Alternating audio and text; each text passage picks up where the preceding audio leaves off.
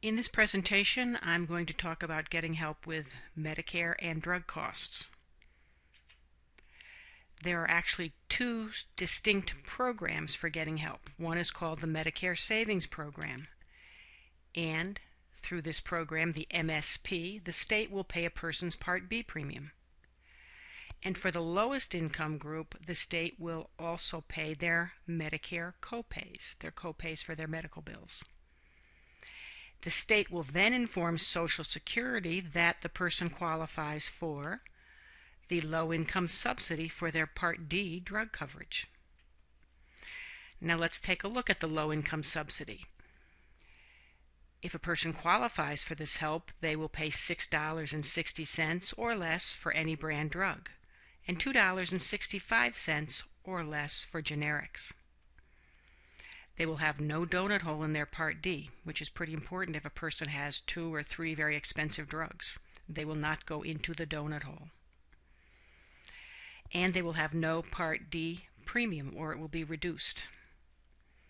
And there's no late enrollment penalty for signing up for Part D. You know, there are a lot of people who never signed up for Part D because they didn't think they could afford it. If they get this help, they will not pay any penalty for signing up for Part D when they're 66 or 70 or 85. And they can change their Part D at any time during the year. They can also change their Medicare Advantage plan at any time throughout the year. To qualify, a person should apply for the Medicare Savings Program through their state. Now, each state may have different income limits. Some have much higher income limits than others. But what is income? There's a Social Security check, a pension, annuity payments. Alimony would be considered income. What is not considered income is help from family. And if a person is separated from their spouse, they can qualify as an individual, even though they are not officially divorced. They're just separated. Asset limits are related to checking and savings accounts, IRAs, stocks and bonds. These are assets, but they don't consider if you own a house, one house, your car, life insurance up to $1,500, and limited burial funds. Some states have no asset limits. Those states are Alabama, Arizona, Connecticut, Delaware, Maine, Mississippi, New York, Vermont, and Washington, D.C. They only look at a person's income. This can make a big difference in terms of how many people qualify for help, as opposed to those that don't qualify for help in other states where they look at, do you have any money in the bank? Now, for the lowest income group, their income would be below $958 per month as an individual or $1,293 per month as a couple. These people are called qualified Medicare beneficiaries, QMBs. The state will pay their Part B premium, and the state will also pay their coinsurance and deductibles that come with their Medicare. The person will get signed up for LIS for their Part D drug coverage, and they can change or enroll in the Part D all year long, or same thing with Medicare Advantage.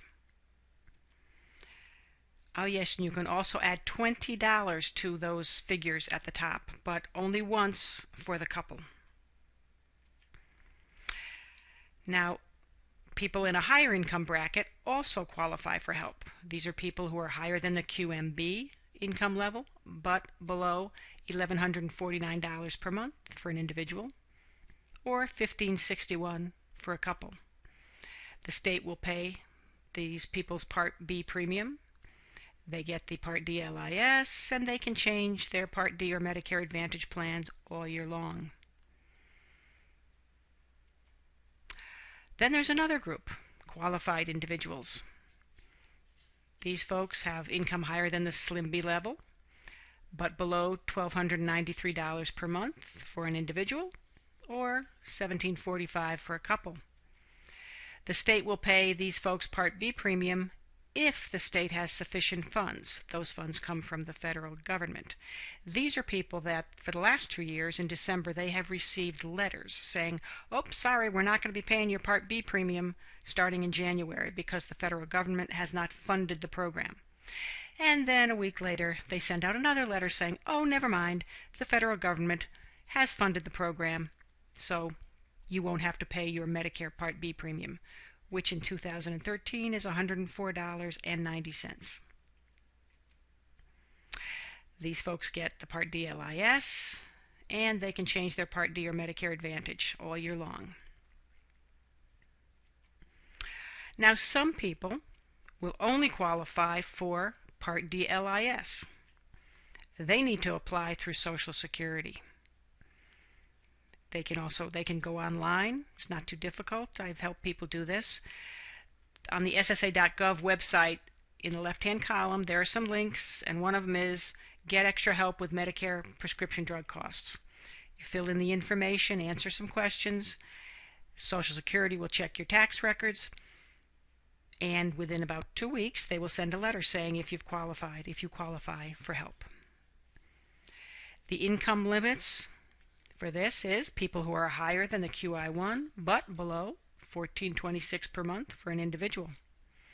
Now, Social Security does have asset limits, which is pretty low if you ask me, $13,300. For a couple, their income would be less than $1,929 per month. They can have assets up to $26,580. And remember, assets include checking and savings, IRAs, but not a house, a car, and life insurance. And remember, not help from family members.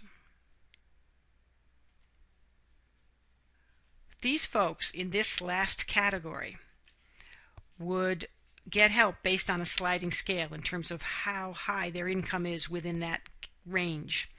They might pay 15% coinsurance for their drugs, have no donut hole. A lot of people don't realize that they qualify for the Medicare Savings Program or the low-income subsidy.